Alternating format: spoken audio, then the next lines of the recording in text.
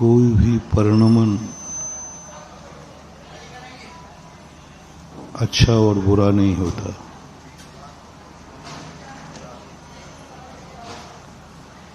अच्छे बुरे की कल्पना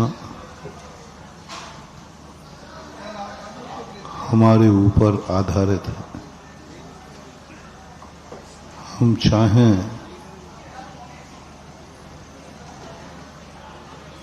तो बुरे को भी अच्छा बना सकते, अशुभ भी, जगत को अशुभ माना जाने वाला यदि हमारे उपादान में शक्ति है तो हम अशुभ को भी शुभ बना सकते हैं। अमावस्या अशुभ है, इतनी अशुभ है, इतनी अशुभ है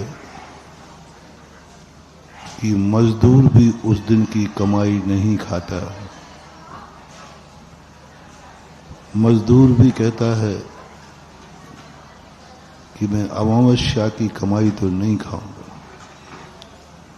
लेकिन ऐसी अशुभ निकृष्ट घड़ी, निकृष्ट तिथि यदि हमारे अंदर वह शक्ति जाग जाए जो मैं अभी बताने वाला हूं, तो अमावस्या की रात भी, अमावस्या के दिन भी सारे जगत के लिए शुभ दिवाली बन सकती है। अमावस्या अशुभ थी, लेकिन एक आत्मा ने उसी अशुभ दिन, उसी अशुभ मुहूर्त में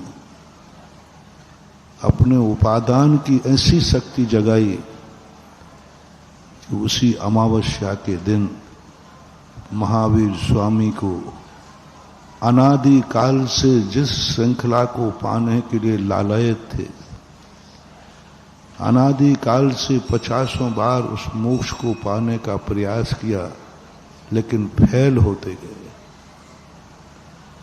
मुहूर्त की जब सिद्धि हुई तो कौन सी सिद्धि मिली?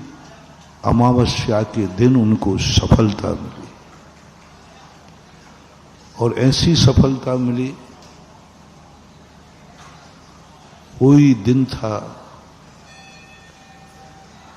वही शुभ घड़ी थी जगत के लिए। मुहूर्त सोधा गया था, वशिष्ठ जी ने मुहूर्त सोधा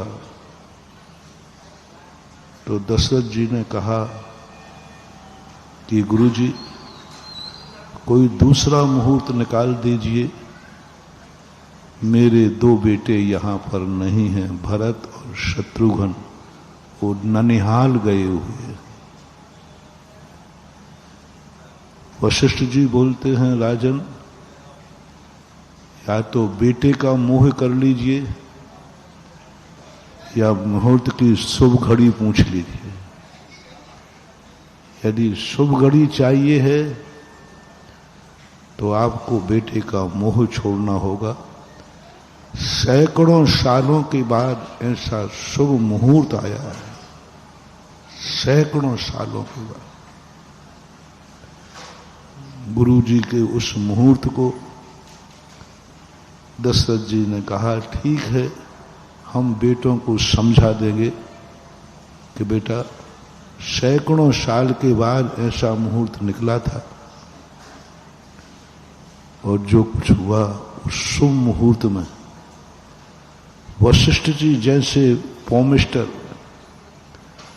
वशिष्ठ जी जैसे ज्योतिषाचार्य, निमित्त ज्ञानी, श्री रामचंद्र जी के गुरु,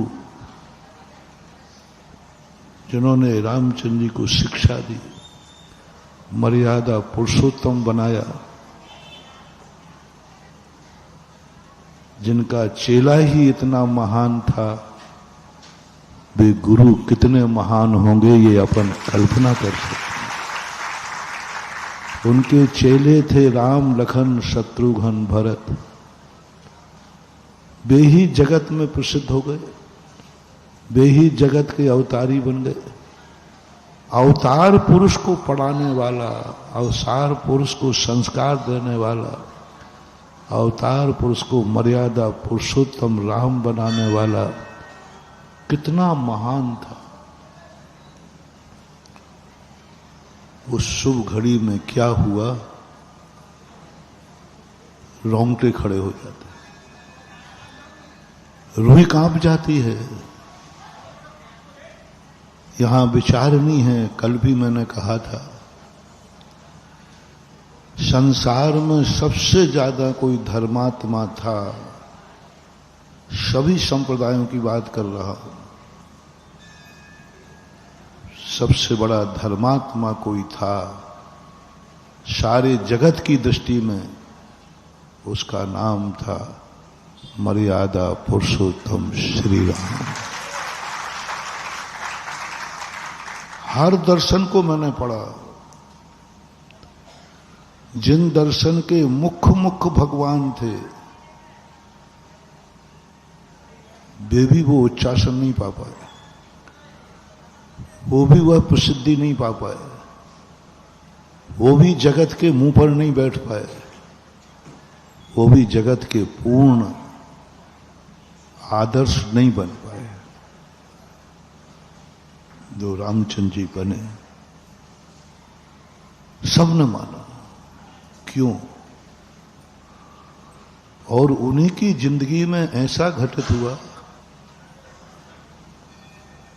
जो रूह कांप जाती है। ऐसे महान आत्माओं का जीवन चरित्र पढ़ करके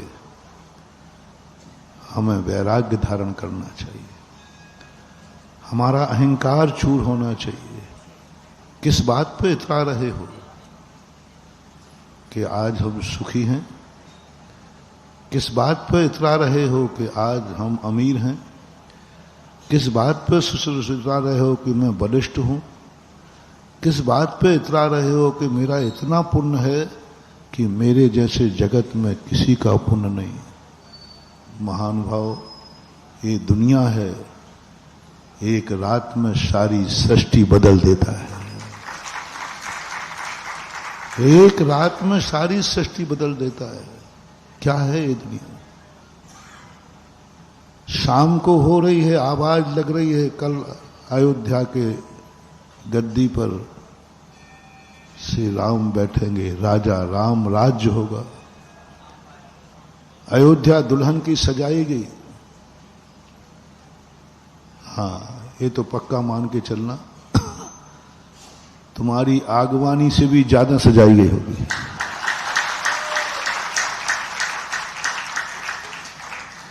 अवतार पुरुष घर घर सजा था, आनंद था। सूर्य डूबते समय बड़े हर्ष से डूबा होगा, कल मैं निकलूंगा तो इस सृष्टि का नया रूप होगा। लेकिन सृष्टि न किसी की मीत होती है, न किसी से कुछ भी नहीं, न राग है न द्वेष है।